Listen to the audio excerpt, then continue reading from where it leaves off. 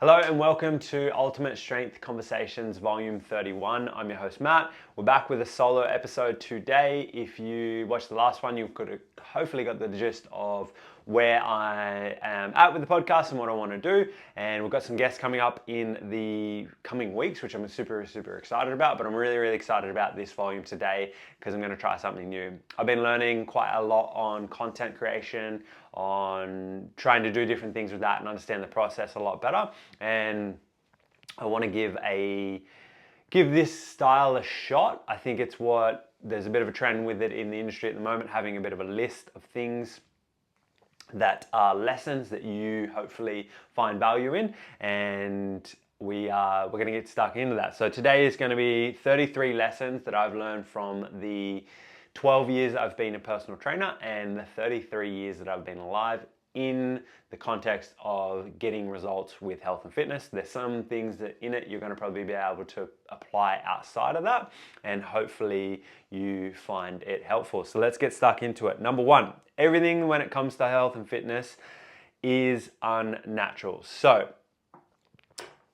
when we're looking at what we want to do in the gym, most people come in, they want to build some muscle, they want to build basically an unnatural level of muscle that your body currently wants to have, and you probably want to get an unnatural level of leanness, and that's really cool, that's sick, I'm all for it.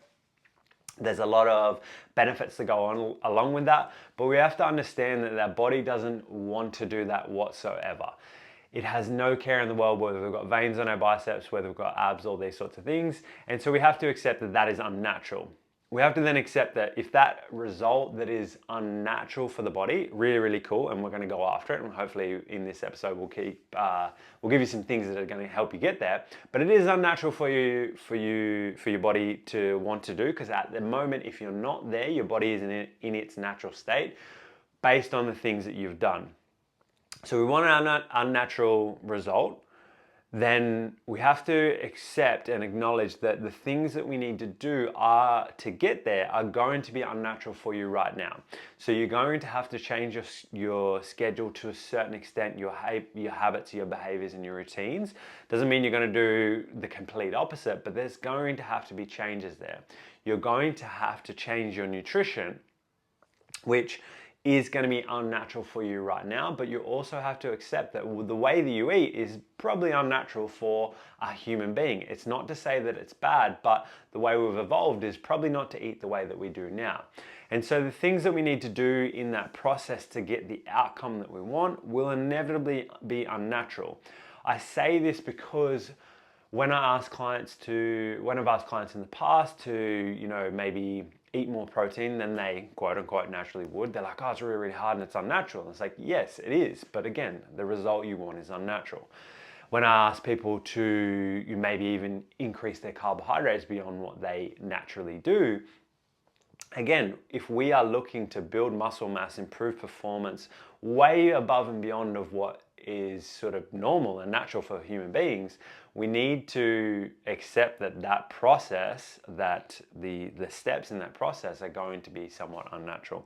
And everything that we do in daily life these days is very unnatural. Me talking to a camera with a microphone, making content is kind of unnatural, okay? And so I know that can get taken way out, but I think it's important to realize that the things that we want in life are very unnatural. And I say it because oftentimes people put it up as an excuse or a barrier to stop from getting that thing. They want this result, but they don't want to do the work that is required for it. That's completely fine. Then we just have to accept that we like the idea of the result more than we like it in actual practice, okay? So hopefully that one makes sense. The next thing, number 2, foundational principles trump everything, especially with nutrition. I tried everything when I was starting out to basically not have to track calories, because I do come from a point where I did have, not starting out, a few years into it, I do come from a point of basically having an eating disorder. I used to track and cut calories religiously. It's not something that most people know about me, but I want to talk about it a little bit more. Track and cut calories religiously, and I got down way too low because I didn't have anybody helping me. And I think it's a good thing though that I did that, because I came out of it. I'm in a better spot now to coach people because of my understanding of that and not wanting to get there again and not wanting to get other people there. But then I wanted the most simple process. And basically, because something didn't work for me, because I didn't have the knowledge and skills to be able to, or advice to be able to make it work for me, I then disregarded that. And then I went down the route of it had to be low carb, it had to be ultra healthy, it had to be this X, Y, Z, whatever it might be. Basically because, in all honesty, I was being lazy. I didn't want to have to do the work and understand the process.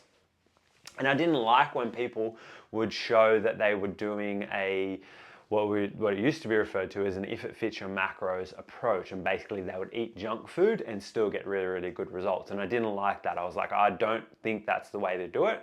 I still think you should eat predominantly whole foods, but now I've learned more, and this is not just recent, but this is over the last 10 years or more of training myself, that having the understanding of those foundational principles of energy balance first, macronutrients, micronutrients, meal timing, and supplements, and the importance that they have, first being energy balance is the most important thing, macronutrients being the second most important thing. And I think a lot of times people can just focus on those two things and they will get the results.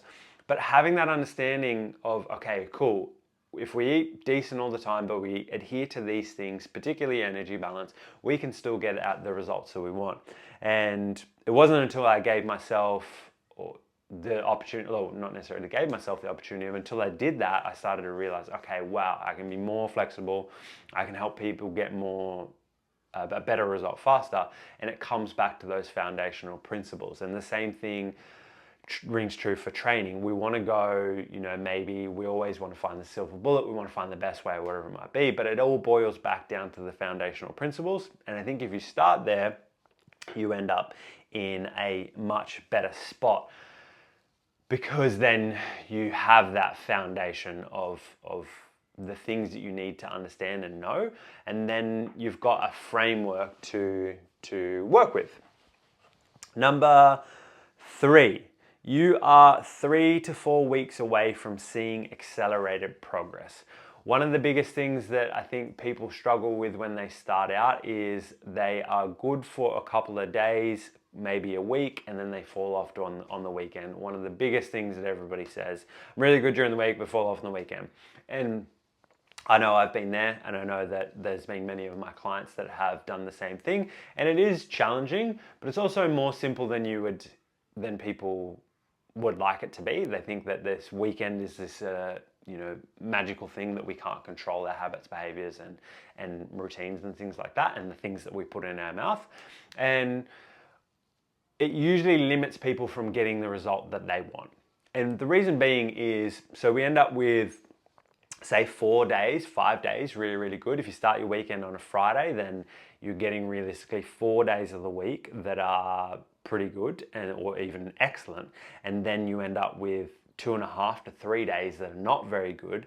That weekend rolls over into Monday being a slow start as well too. Then you're on the other side of 3. It's getting closer to 3.5 days, maybe 4 days of not getting progress.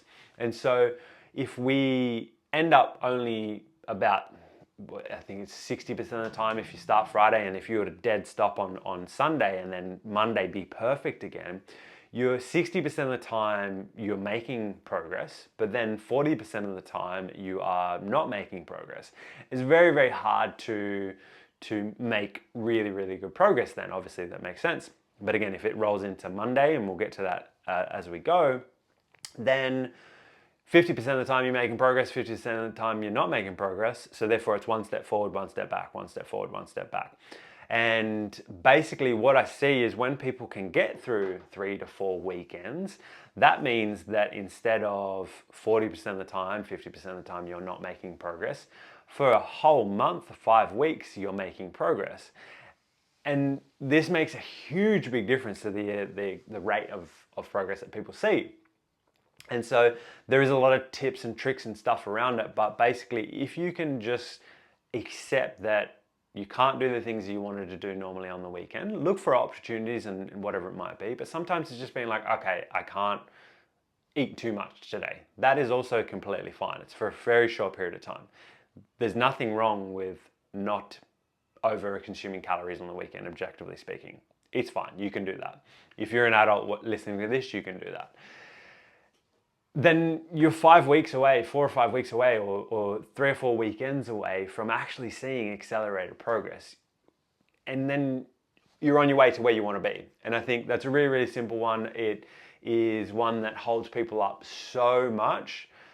You can have a look at your weekends and look for opportunities of how you can progress and maybe things to go around it. But at the end of the day, it's just, if you go over your calories by a substantial amount, drink a lot of alcohol on the weekend, you're not going to see the progress. If you hold off for a couple of weekends, which you can, then you are going to see the progress. So that is a really, really big one. And it wasn't until I made that decision as well to myself that I was like, oh, okay, I'm the one that's stopping myself from getting these results, and I moved forward a lot faster. And same thing for clients.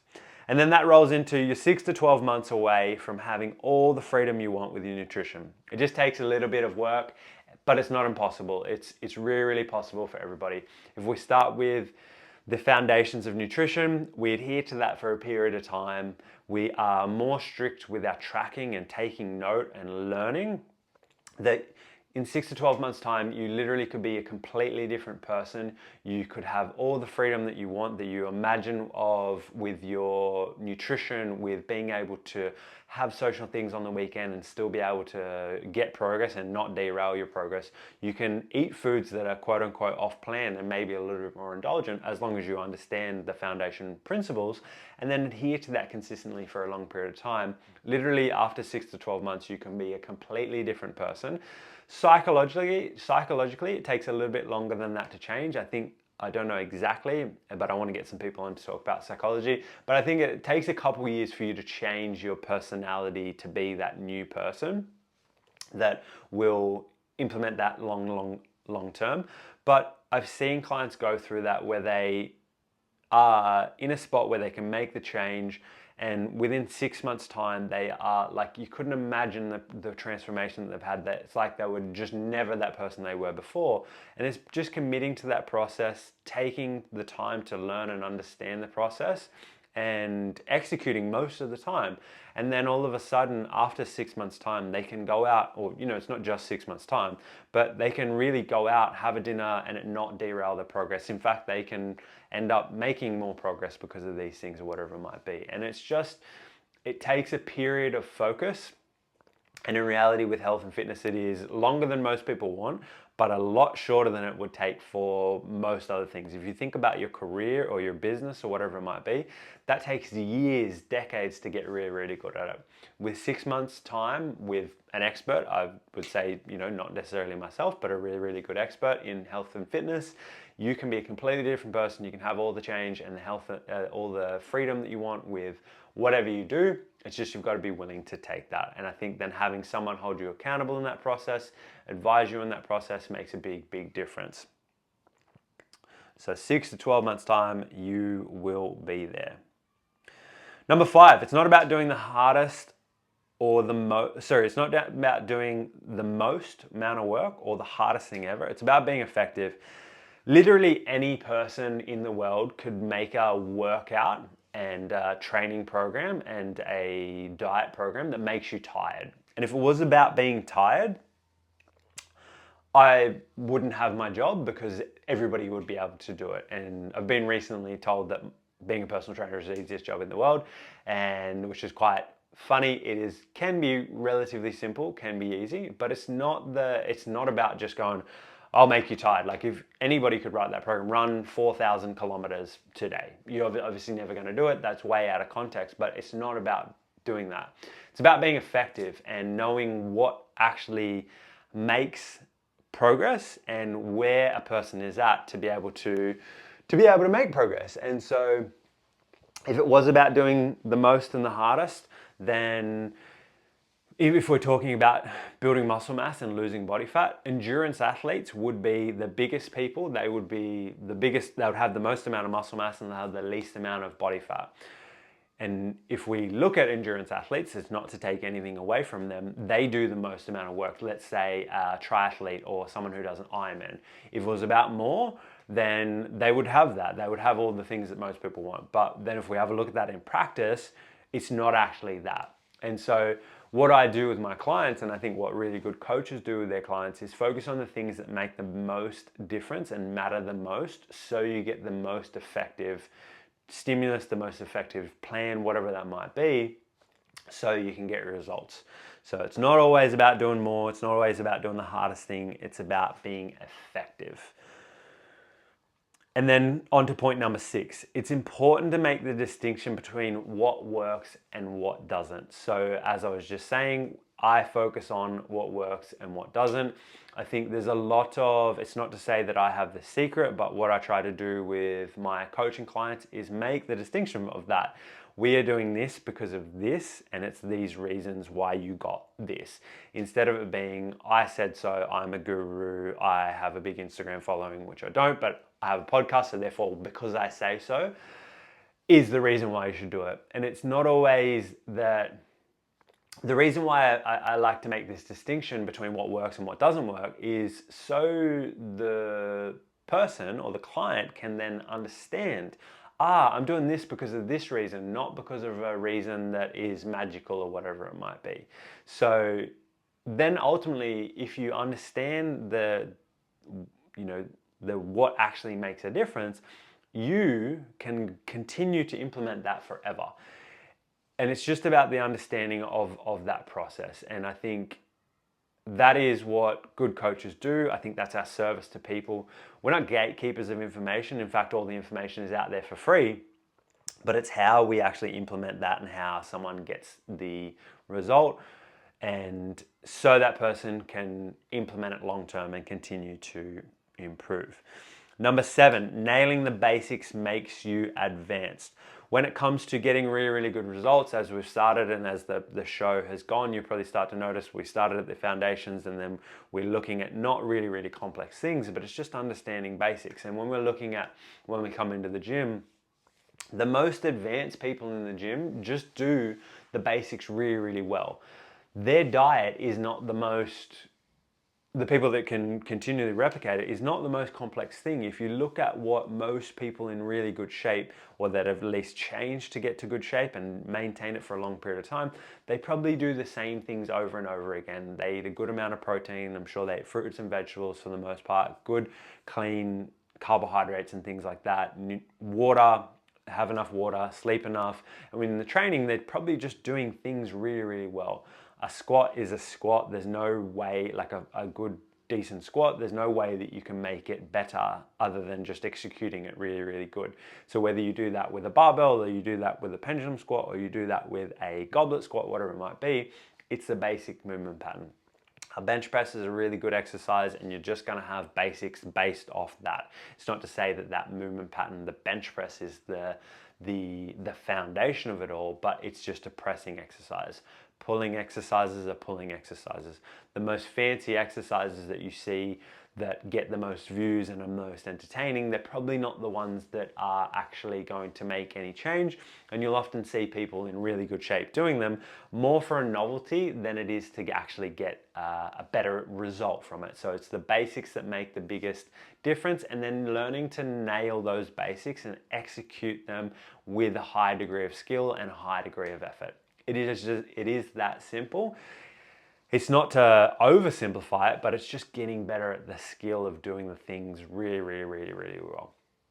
We admire professional athletes because the way that they execute at such a high degree of skill and effort and all these sorts of things. But all the professional athletes started at the very base level of skill, and they just execute those skills far better than, if you pick a sport, whatever it might be, they execute those skills far better than anybody else. If they're at a professional, if they're at a world-class level, if they're a world champion, whatever it might be. If we take a rugby league player, for instance, and we think about passing a football, passing a rugby league ball, they do the same thing as what a 5-year-old learning to pass the football is. Fundamentally, it's the same thing. They just do it far better. They don't have to think about it as much, and they might be able to add a little bit of spice onto it, make it look a little bit flary, but in reality, it's exactly the same thing. It's just they do it better. And so when we look at weight training or nutrition, that is all it is. Obviously, if we're taken out of context and we put steroids into the mix, that is a different thing. But for the average person wanting to get results, you can get so much out of just doing the basics. And in fact, that's what I base my business off, and that's what I get people results with. And if any other coaches out there saying that that's not the thing, then they are probably trying to lie to you and sell you something different. And I think there's so much in nailing the basics and doing the same thing over and over again. And then this comes into the point 8. I've done really well with it here. Basically, this was a brain dump, but I've structured them pretty good, I think. Hopefully, let me know if not. It's not about motivation, it's not about discipline, it's about consistency and to a certain extent, monotony. So nailing the basics is pretty monotonous. You're working on getting better at the skill of doing a thing. Every time you do something, you should be able to get better, take note of what you're doing, and then move forward with it, and then make iterations from there. We'll come to that soon. But there is a certain level of monotony with getting results. If we look at athletes, for an example, one of someone that's influenced me a lot with weightlifting is Sonny Webster, a really, really good weightlifter, and does some crazy stuff with the barbell and with really, really heavy weights. These crazy complexes where he's doing snatches and cleans and overhead squats and all this sort of stuff with like 100, 120 kilos. And it all comes back to a really, really simple process. I went to his seminar and basically he's like, everything is exactly the same. Every time I set up for my heaviest lifts, I do the exact same process as I do on my lightest lifts. It's just with a little bit more intent and effort and whatever it might be. His process every single time that he does an exercise of the snatch and clean is the same. And it's a bit boring, but when you see the outcome, it looks really cool. But in his head, it's not thinking, I'm going to do this cool thing and look at the outcome. It's, I'm going to execute this process. And again, it's monotony because it's the same thing every single time. We see it with, I was having a conversation yesterday with a client. There's a really famous goal kicker in rugby union, Johnny Wilkinson, and he famously had an abnormal setup for his kick. So he would have his hands together, he'd bend over, it'd be kind of weird. It would be like not what you would normally see, but he had a process. He did it every single time and he never deviated from that. And because of that, he was one of the best kickers to ever play the game. And it wasn't because he thought of like, I'm going to do this really, really cool kick. Well, he might have, but I probably most likely not, is that he had the same process over and over again, and it was consistent, and to a certain degree it was monotonous. It was just the same thing over and over and over again. Obviously we make slight little changes to it as we go, but he wasn't like, oh, I'm really motivated to make this kick. It was just the same thing, same thing, same thing, same thing. So I think that's a really, really big thing, is that people think that it's something special and there's something else there, but it's just the same thing over and over and over again. Number 9, go to the gym Monday. What I've learned in my last 12 years of working with people, the people who don't go to the gym on Monday and don't start and they leave it till Tuesday quickly becomes Wednesday, and then they haven't gone to the gym, and Wednesday quickly becomes Thursday, and then all of a sudden it's Friday and we haven't gone to the gym. And then we try to get in on the weekend, but then the weekend's here, so you've got to give yourself a little bit of a rest. And then, I'll go again on Monday, and then all of a sudden it's Friday again, there's another week, and then all of a sudden you're a month and you haven't done it. So basically the concept is start as soon as you can and just get started. You're going to be tired, you're going to be sore, you're going to be not ready to do the thing that you want to do. But basically, if you get in as early as you can, then you have more of a chance to do more of it. And if you do more of it, you're probably going to end up in a better spot. So go to the gym Monday. Don't leave it as to the last thing that you do. And this comes back to the consistency and the monotony. It's hard getting out of bed on Monday, especially if you've gone way off on the weekend. But again, if this comes back to you're a couple weekends away from getting a result. If you keep those weekends pretty decent, then come Monday time, it's easier to get out of bed and it's easier to go to the gym. And all of a sudden you start to build some consistency, a little bit of monotony. It's not the most exciting thing, but again, in a couple 6 to 12 months time, you'll have your result. But if you miss that Monday and you miss next Monday and a Monday and Monday, and you won't have your result, okay? So that is a really, really good one. Number 10, most things are more simple than you think. It's just that people think that they are special and they need something. And this is why we focus on executing the principles consistently. So I used to think that I needed a special approach. Everybody needs an individual approach, but I used to think that for me, I couldn't eat carbohydrates, I needed to do this, I needed to do that, whatever it might be. And then again, it comes back to the foundational principles at the start. Once I started to be like, oh, actually, maybe if I do include carbohydrates, but I control the calories and the energy balance, I can still get results. And in fact, I ended up eating way more than I thought. And wasn't until that I looked at the foundational principles, started executing them consistently and was honest about executing them consistently. Because I think a lot of times people have these things, they don't go to the gym on the Monday, they have the weekends off, they have 4 days on with their diet and then they treat themselves. And then all of a sudden we've tried everything. When in reality, if you actually think and assess how you were, you haven't tried everything honestly, and these are the reasons why you haven't got the results. Not because you're special, not because you need something extra, it's because it just comes back to those principles. If you do that, you're gonna get the result. Number 11, intentions are easy, actions are hard. You have to start. It doesn't need to be a lot, but you have to start. So one of the things, it's very easy to set goals and it's very easy to intend to do things, but the goal setting and the intentions don't make any change whatsoever in the most practical and physical sense. So if we intend to go to the gym, but we don't go to the gym, that's okay once, but if we continue to do that for a year and we don't actually end up in getting the thing that we want, then there's a bit of an issue there. So it's like you've got to start. And I think when you are starting, it's just set the bar as low as you can to just get into the gym and do the thing that you want to do. Oftentimes people think of these things in their head to be really, really hard. And yes, there are complexities to it, but nothing is ever usually as complex as it in reality and in practice as it is in your head. And so just getting started makes such a big difference, and then you can build on it from there. The perfect time doesn't exist, super cliche, but people that wait for the perfect time, it's like waiting for a Monday that you're not going to be tired and really energized, ready to go to the gym. If you've ruined your weekend and you're like, oh, I need to, like this one's going to be the perfect, this one, it just doesn't exist. Just start. In reality, when you start, when you're busy, it's the best time, because if you can do something when you're busy, you can do something longer term when you're not busy. I had a client recently and he's lost closing in on nearly 17 kilos in about 20 weeks. He started in November, I think. Not the perfect time to start, because January 1st is the perfect time to start, being sarcastic. But he started in November and he's like, I'm just going to start. And then he had quite a bit of international travel and had less than an optimal start if we were to look at from what like clean slate. But what he learned in that process is how to manage those things really well. And so because we looked at the foundational principles, we learned how to understand energy balance and macronutrients, and then made a little bit more of a flexible approach.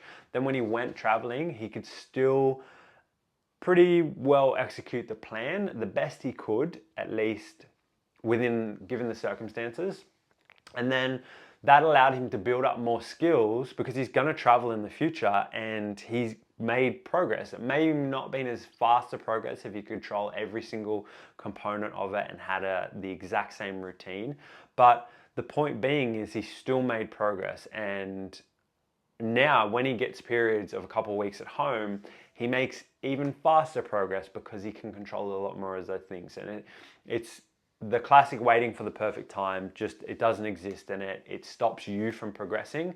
And in reality, if you just started when it doesn't mean that you should start when like it's physically impossible. If you're working 20 hours a day, don't try and go to the gym, you need to sleep. But when it's just like normal, that's when you start. Just make some change and then look to progress from there. You will be very happy that you did start. Change ultimately comes down to, or maybe not ultimately, but comes down to two things. So this is number 14. No, sorry. let's come back. Number 13, it doesn't matter what others do, you have to do what you need to do to get success. So a conversation I had recently with a client is she was comparing herself to a couple of other people, and that a few other people were on, maybe not trying to lose weight, but they were losing weight on a higher calorie amount. And she was on a lower calorie amount, and she wasn't seeing the progress that she wanted to see. And part of it comes back to the weekends, in that there was a little bit of discrepancy between the weekends and the weeks. And that's completely fine. Again, we always win and learn and we move forward. But she was getting frustrated that she had to be on a certain amount that was much lower than these other people. They were trying to put on weight and still losing weight on a higher amount. And it's not a good game to play when you compare yourself to where other people are at and what they do, because everybody is individual. We still need to adhere to the same principles and same foundational principles and concepts and similar habits and behaviors and routines. But where they're at is going to be relative to them. Where you're at is going to be relative to you. So if you are someone that needs to just kind of work a little bit harder and be a little bit lower on calories, and that's me, I have to be there to get a little bit leaner. That's where you're at. If you can play the game of this person is eating 3,000 calories and still losing weight, and I need to eat 2,000 calories and still lose weight, and you try to eat 3,000, you're not going to gain weight. You're not going to lose weight. But also you're gonna end up going around in circles, and it won't make you progress. And when you're doing the thing, you're focusing on where you should be focusing on where you should need to be so that you can progress. It'd be much like looking at someone that has been born into a really rich family and they're immediately millionaires and being like, oh, but they've got $1 million and I have to work for it. So I'm going to be sad and not do anything, or just whatever it might be. But it's just their start point is their start point. Your start point is your start point. When you start from where you're at and then move forward, you're only going to get progress. But if you focus on what the other people are doing, then you are going to end up frustrated and not making progress.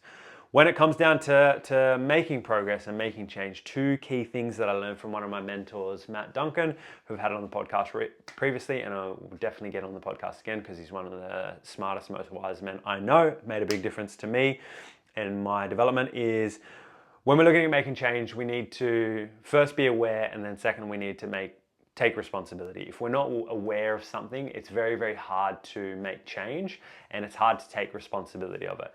One of the things that we look at when we are making change is looking for, or we track to get insights, and then we can then go, oh, I'm really aware of this. Now I can take responsibility and make change from that. A lot of times people are not aware of the things that they do.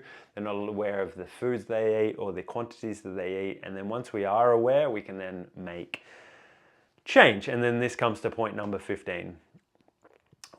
I've learned this with myself for changing body composition, getting stronger, whatever it might be, but also in my business as well too. And I think this makes a big difference to pretty much anything that you want to change in terms of the awareness and the responsibility. And then looking at tracking. Tracking is vital for lasting progress. Tracking gives us insights. Insights allow us to make more informed decisions. And this kind of comes back to the awareness and responsibility. Once we track, we then increase our awareness. And then once we've got more awareness, we can make more informed decisions and take responsibility of the thing to move forward. Tracking increases awareness. If we're looking at tracking nutrition or training, it increases your nutritional literacy, and it can increase your training literacy as well too. It increases accountability. It allows you to identify problem areas, improve decision making, and allows you to be more consistent as well too. I think one of the things that people struggle with when they are starting out is not knowing what to do, and the tracking is a massive tool that I use, and I know really good coaches use, as a learning tool, as a teaching tool. Again, you can't change what you're not aware of, and you can only be aware of it after taking notice of something and tracking something over a period of time. And then you build all these skills and habits and behaviors. If you don't do that, it makes it really, really hard, because what are you going to change? We don't know, because we're not aware. So that's a really, really big one. Number 16, the process is constantly iterative. So you'll never get it right at once, especially not all at once, especially not to start. but you'll make subtle changes as you go, and this is where then the tracking comes into it. If you make mistakes, that's completely okay. You wouldn't be a human if you didn't make mistakes. But it's how we then make subtle little changes from that. And I think this comes from as we get the information and the insights, we can then make more informed decisions. And there's Conor McGregor's coach, John Kavanagh, he says we win or we learn. So we win, excellent, cool. Hopefully we learn in that. If we lose, we still learn and we know what we can make better moving forward. And so that's what the process of tracking is. We look at what's gone on, we look at the numbers, we look at where we're at, we look at the data. It's a little bit more objective. We take into consideration subjective feedback as well too. And then we make more informed decisions moving forward. It's not, you do it once, you do it wrong, you can never do it again. It's you do it once, we learn, maybe we can make change. You might do it wrong a couple other times from there, but as long as you're working to move forward, and I think as human beings, we want progress. If you're in this to get stronger, build muscle, lose body fat, improve fitness, whatever it might be, it is natural for us to want to progress to a certain extent, or not to a certain extent. It's natural for us to want to progress, but we can only know where we can progress until we've actually seen where we're at, and then we move forward from there. So it's constantly iterative. We can make mistakes. There's a lesson I learned off one of my mentors, Matt Peacock from Optimized Coach. He said, just start, do the thing. You're gonna fuck it up. You're gonna make mistakes, and you can always make changes. But it's hard to change what you haven't sort of done. And once you get your foot in the door, you can see where you're at, and it's just making the subtle little changes as you go forward. You'll be really, really surprised to see what you can do. Number 17, when it comes to making crazy change or really, really good change, if something is too good to be true or seems too good to be true, it probably is. There is no silver bullets with getting results. It's just a lot of hard work, consistency, effort, progression, all those sorts of things, knowledge, progression. I've said that twice. And there's nothing that is the best, or those things actually are the best if that's what you're after. It's a shit answer because everybody wants to, what's the thing that's going to get me to progress? Because like there has to be a thing.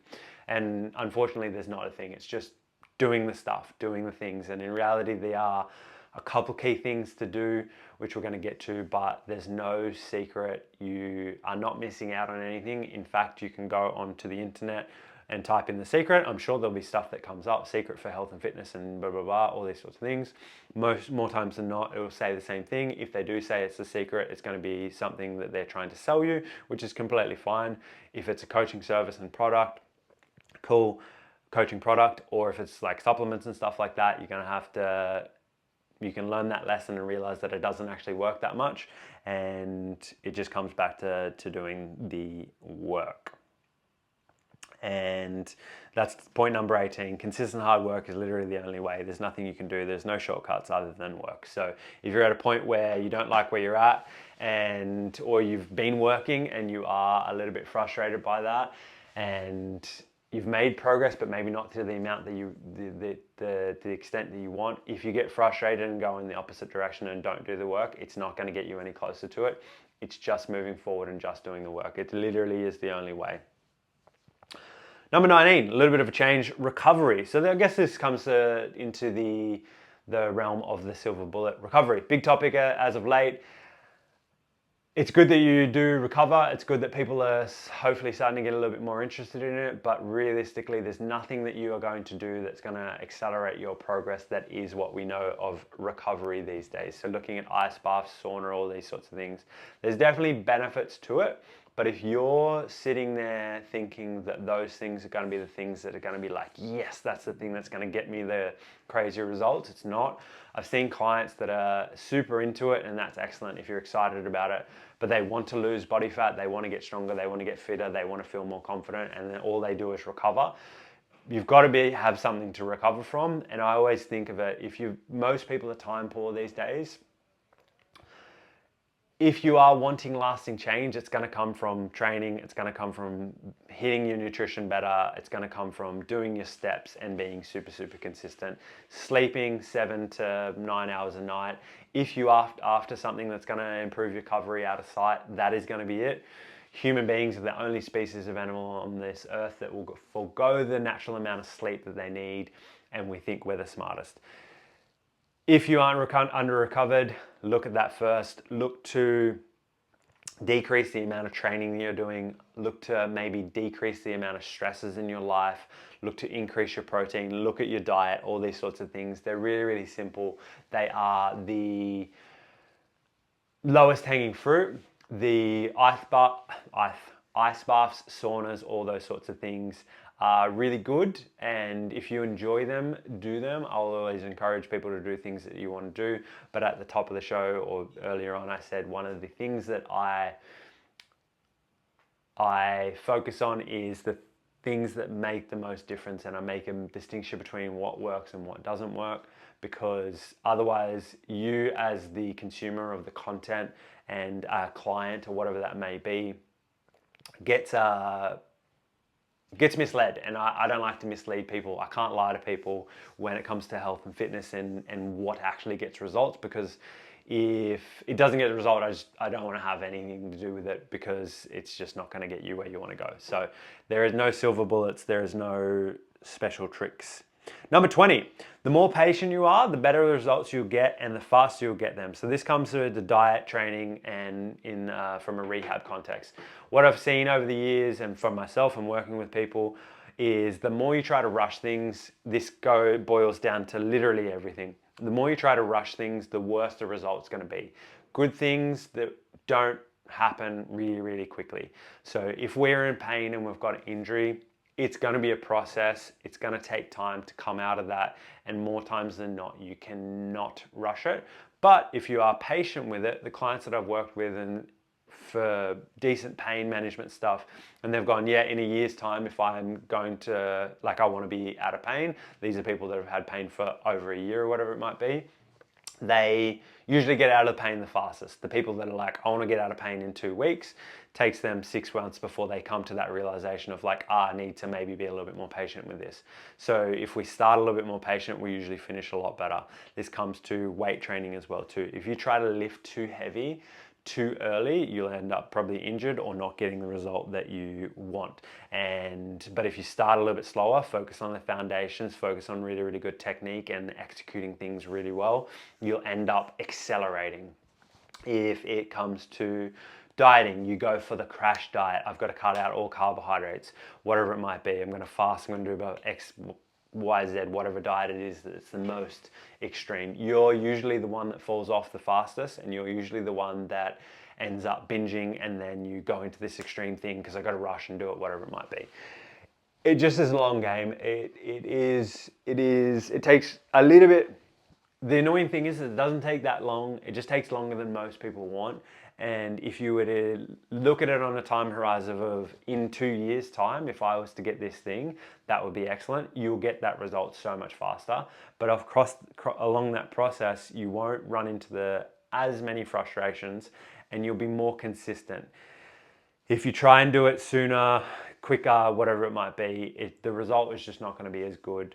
It isn't going to get you where you want to go. An analogy that I put in one of my most recent emails is, if we look at a building of any sort, a house, a really, really nice house.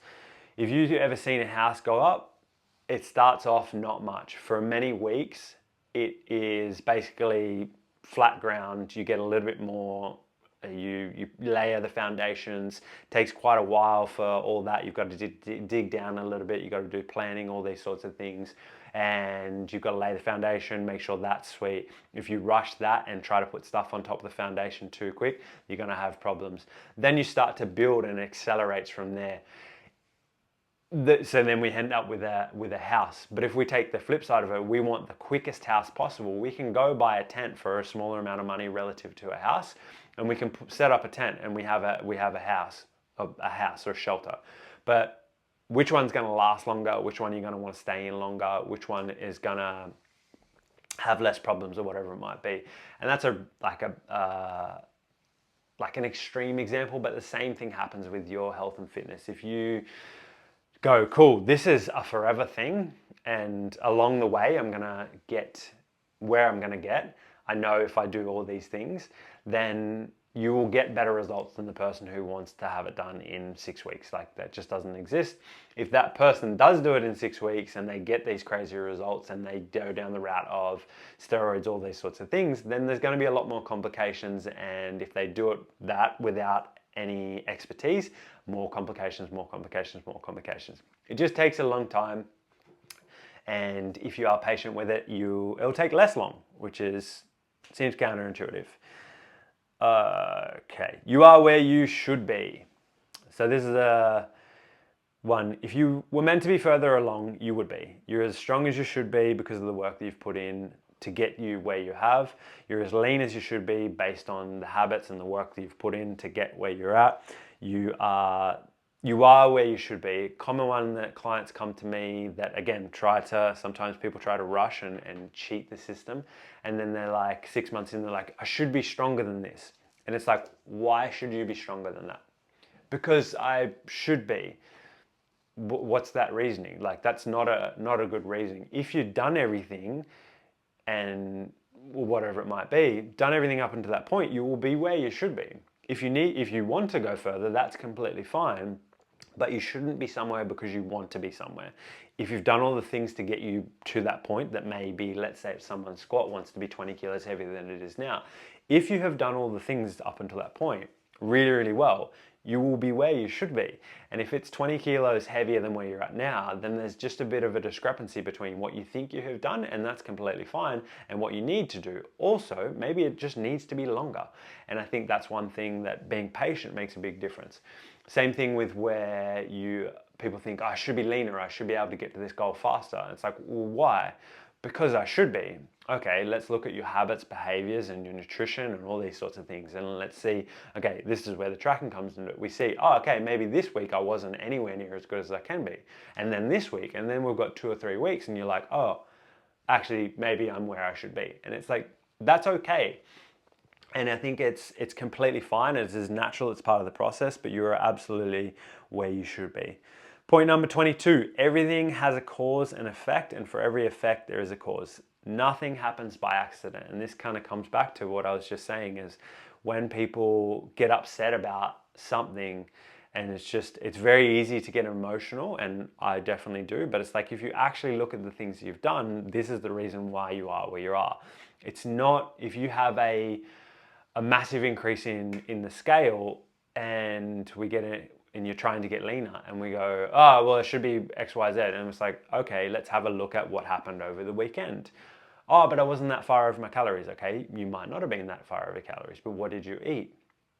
Oh, I had this and it was really, really salty, and it was this, and I also didn't do as many steps. And I was like, okay, we now have the cause for the effect. And for every effect, there will be a cause, or cause for every, yeah. So you see where I'm going with that. And so this is where the value of tracking is, especially if you're wanting to make change in anything. You can then just have a look back at what's gone on, and then that can make more informed decisions next time. So next time this thing comes around, let's say it is someone's gone out and had more food on the weekend or whatever it might be, and then they get upset with the result, we go, okay, cool, let's have a look at what happened, and then we look back and we go, okay, cool, these things happen again. This is the reasons why. What can we do moving forward? We do that enough times, then someone starts to learn how to change, and they're more aware of their behaviors, habits, and routines. And then they take responsibility to make change going forward. It is how everything works. Nothing happens by accident. Nothing happens by magic as much as we would like. It's where how everything works. So number 23, you will suck to start, and you'll continue to suck for a long period of time, but everybody is capable of change. I used to hate writing, for me as an example. I used to hate writing, I used to hate public speaking, and this is a form of public speaking, and I didn't want to start because I sucked at it, basically. And I had a long time block with public speaking and writing in particular, because I didn't know for the longest time. I learned when I was about 24 or 24, I think, that I have some form of dyslexia. And so I have trouble with reading, I have trouble with writing. I sometimes completely just can't see what's on a page or just miss words or whatever it might be. And then that obviously then is closely related to writing and then grammar and spelling and all those sorts of things. And then it's very closely linked to communication and speaking. And so particularly if you're reading a speech, one of the most scary moments of my life, which is not actually that scary, is I had to do a speech when I was 12 years old for school captain, school president, whatever it might be. And because my brother and sister did it, they don't have this issue that I have. They are more academic and they were good at it, and mum wanted me to do it, and which was a good experience to now that I think of it, but it was the most scary thing at the time. I hated it. It was not like, it's a funny thing, like, but how reading and talking can be so scary. But anyway, I sucked at it a lot. And then over time, as I've gotten better and I've got into a job where I speak a lot, and then I've started to talk to the camera a lot more. I used to hate content, and I started to do it more, started to understand the process more, and all of a sudden, hopefully I'm better than I was at the start. If anybody's interested and you go back and find the very first episode of this, the very first volume of this, you'll notice that there's a very big difference between how I speak now and how I spoke then. And so, but at that time when I started the podcast, I was like, I just need to start. If I don't start it, it's going to be however long until I start it, and then I won't start it, I won't get the thing that I want. And I did suck. I still do suck, but I'm better now than I was at the start. And that's the biggest thing. So when you're starting out with something, even if you've been training for a while, and you start out with a personal trainer or a coach or whatever it might be, you're going to suck a lot to start off with, and that's completely fine. It's not about where you start, it's about where you end. And if you just take the approach of getting better and better and better, then you will get better and better and better, and then you'll get competent at the thing. And I started squatting every day because I wanted to be better at it and I wasn't, and I kind of didn't like it at the time, and then all of a sudden I'm pretty competent at it. All the things that I do now I'm trying to get better at, but there's a lot of things that I'm much more competent. I was a terrible trainer when I started. I was excited to start, but compared to where I'm at now, you're gonna suck. Just start. Okay. If you resist as well too, you will just stay where you are longer than you want. So if you're at a point where you want to see change, you really, really want the thing, but you don't want to do the things, the longer you resist doing the things, the longer you're going to stay in that point. The harder it gets to stay in that point, and the more you don't like where you're at, and you get further and further away from where you're at. Transparently, me doing this is the same reason why I'm doing this as well too. I don't like I want to be able to progress, I want to be able to improve, I want to be able to communicate better, I want to grow my business, I want to get better at content, I want to help more people. If I resist doing this, that's going to happen longer and longer and longer, and I'm not going to be happy where I end up because I didn't do the things that I knew I needed to do, or at least attempt to do. So if you resist for longer, you'll stay where you want. If you fall off with your training and diet, number 25, if you fall off with your training and diet, don't try and rush back to where you were and make up for lost time. It doesn't work that way. Just acknowledge the mistake and move forward. Get back into a routine the best you can and focus on what's going forward. Acknowledge the past, use that as a learning experience. It's constantly iterative. Remember, I did this, okay, cool, what happened, what led to me doing these things? Okay, sweet, let's just jump back into it. If it's you have a weekend where you have a little bit too much and you're like, oh, I gotta get back, too much food, too much alcohol, I gotta punish myself on Monday. It never works. It usually then ends up this cycle that you end up hating what happens during the week, you blow out on the weekend. Hate what happens during the week, blow out on the weekend. I think we live for a long time, but it's a relatively short time in comparison to a lot of things. And if you hate a lot of that stuff, you're not going to be successful at it.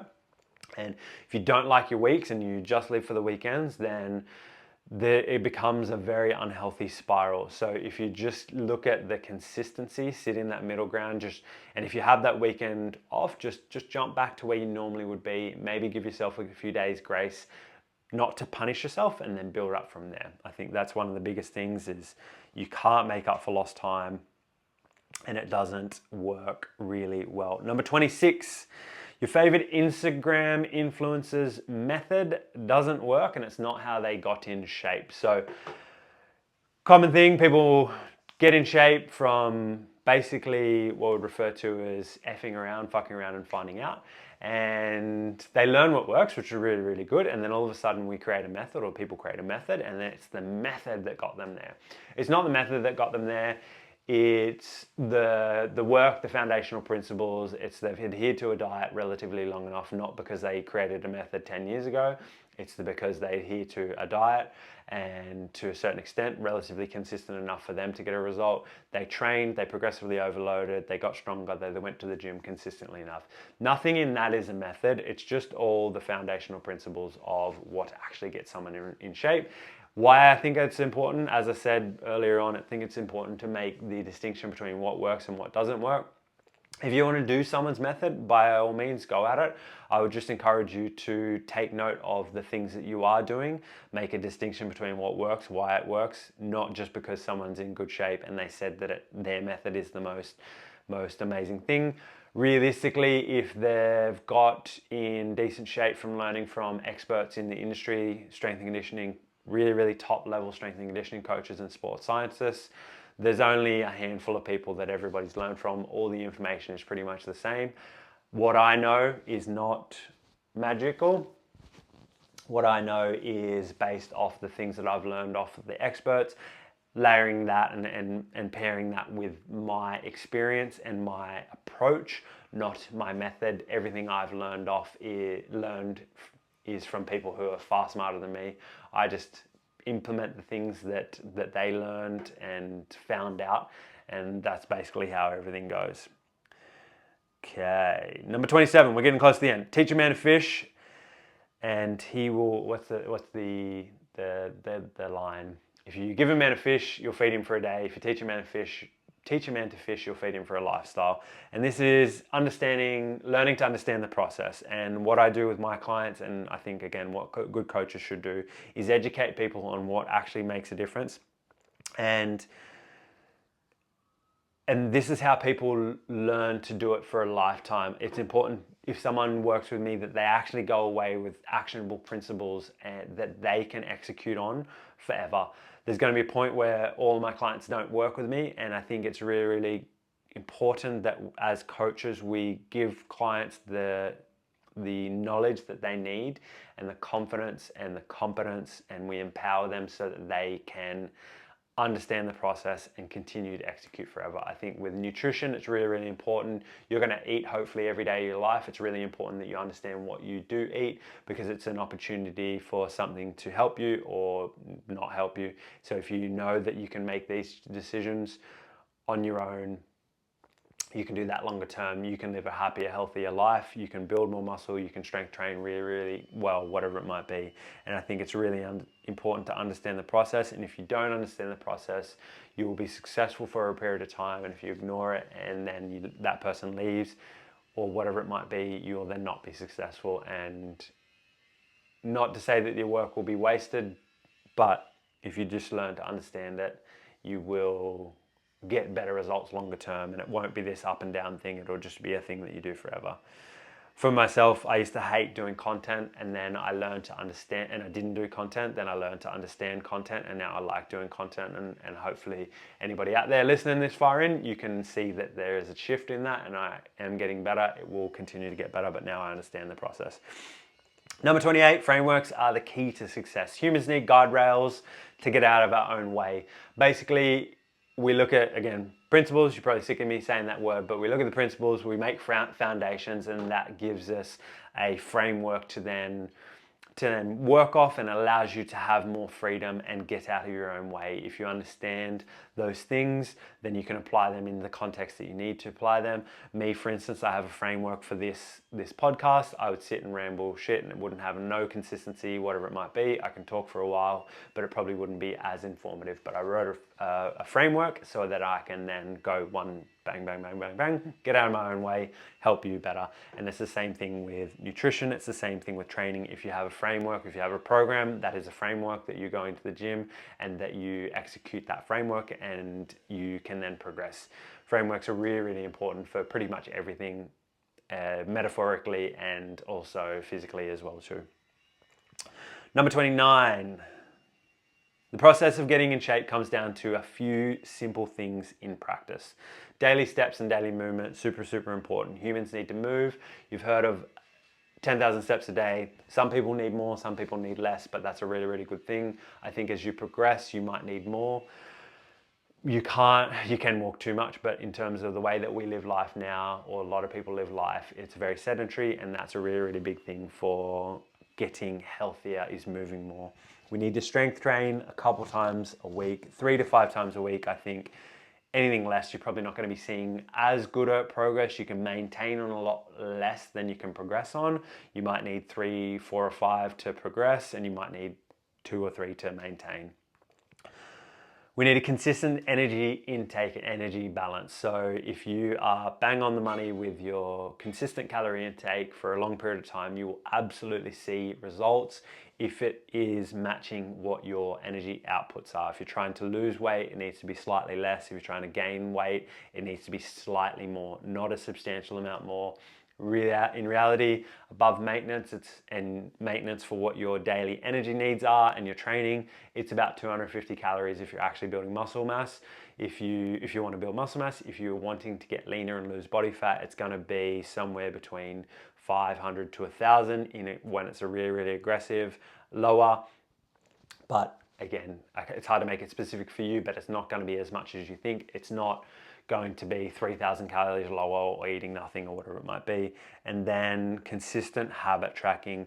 There's a study that's cited in the book Atomic Habits that of people, I think there was 600 people in a study losing weight. The ones that tracked lost twice as much weight than the ones who didn't track. So I know it's not always about losing weight, but if you're trying to lose body fat, you will be losing weight. If you're tracking, you can then make changes. You can be more accountable, all those sorts of things. Number 30, you already have access to all the information. It's all out there. Everything that I know from coaching, apart from my experience, is out there. All the things I know about squatting, deadlifting, nutrition, everything is there. We live in the information age. We don't need more information. More information is really, really good. It's all out there for free. I think where people struggle is the implementation. So if you're out there and you're struggling with the implementation of it and the consistency of it, this is where a trainer comes in handy. But you probably need more information, but you already have access to all the information. ChatGPT, Google's been around for a long period of time. The internet's been around for a long period of time. Everything out there is out there for free. It's just hard to implement, and you could be already doing that, and if you are, more power to you. That's excellent. That's how I got started. So if you're really, really motivated, but having someone in your corner does make a big, big difference. Number 31, you need to work hard and consistently. Your body doesn't care if you've got abs or not. It just takes a little bit more work than most people want to do, and it just needs to be consistent. And as you start to learn the foundations and you understand the process and you work a little bit harder, you will see the results. It just takes a little bit longer for some people and it's quicker for others. But again, as we said earlier, don't focus on what other people are doing, and you are where you should be. Number 32, building muscle is a painstakingly slow process, and you probably won't build as much muscle as you think in the time period that you think. When it comes to building muscle mass, it's very expensive for the body. Your body doesn't want to do it. It requires more energy for us to survive, and our body is concerned with surviving. And so it has many, if we were to put on 10 kilos of muscle mass within the next couple of weeks, that is very expensive for the body from an energy standpoint, and it won't want to do that because then it needs to increase the amount of energy that's got it coming in. And our body has evolved to survive basically no food. We're realistically better equipped to go hungry than we are to go fed. If we have a look at the way that there's a lot of people that are overweight these days, and it's because of overfeeding. Yes, you can go underfed, obviously, but from an evolutionary standpoint, we're better at being underfed. And our body doesn't really want to build a lot more muscle mass. So if you're building substantial amount of weight and you want to maintain relatively leaner, you're probably most likely building more body fat than you would like, and it's relatively simple to lose body fat. and it's substantially harder to gain muscle mass. And this is why you can see people that are quite lean and thin, but not very often do you see people that are heavily overly muscled. We have, if you do, they probably have done steroids before. Not to say that it's the only way, but it just takes a long time. As I said earlier, you can't rush the process. If you are wanting to build muscle mass, realistically, if you're building 1 to 2 kilos a year, if you do the math on that, if you were to build 2 kilos a year in 5 years, you'd be 10 kilos heavier. If you're someone who's at a normal weight already and you built 10 kilos of muscle mass in 5 years, you would be extremely jacked. There's people out there that can do it, but it's very rare that it happens. It gets slower the more you do it, and it's not going to be as fast as you think. So 1 to 2 kilos a year would be very generous, and it gets slower and slower as you go. Initially starting out, you might be able to, but it's not going to be the case long term. And number 33 of the 33 lessons, hopefully if you're still here, thank you, is frustration is one of the biggest things that drives progress. If you're sitting out there and you are frustrated with where you're at, there's a certain period of time where you can sit with that frustration and not make change, and then be okay with that, and then you have to do away with it and not be frustrated. Or if you are frustrated enough that you need to make change, then that is the thing that drives you forward. Not the only thing, but what I've learned, again, this is all the lessons, is everything that I'm frustrated with has been a cause or chance for me to change. I was frustrated with where I was at with my business, so I started making more content. That has then helped me move forward, and then I get frustrated with the content that I'm making, and then I try to make more content, better, whatever it might be.